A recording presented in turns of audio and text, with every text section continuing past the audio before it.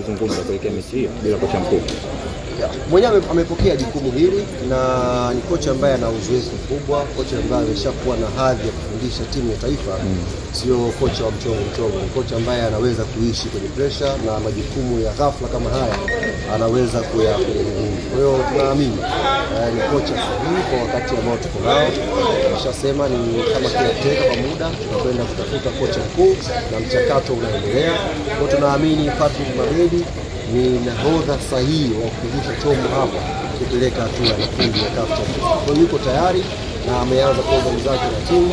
Kesho timu inaingia kambini pale Avic Town.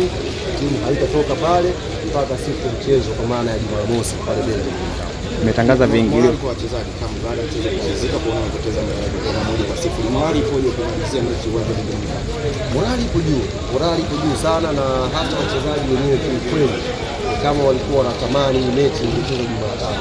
Yaani ile dukuduku ile fukuto ambao wako nalo kwenye moyo wao waende wakasawazisha, waende wakawape raha ya unaweza kuimagine mashabiki wamesafiri umbali mrefu kwa njia ya basi, wamekuja mpaka Lilongwe Malawi, wako wameondoka huko chini. Kwa hiyo wanajipanga na wako tayari kwenda kupambana Benjamin Mkapa kuhakikisha tunalipa kile ambacho kilikuwa ni vizuri.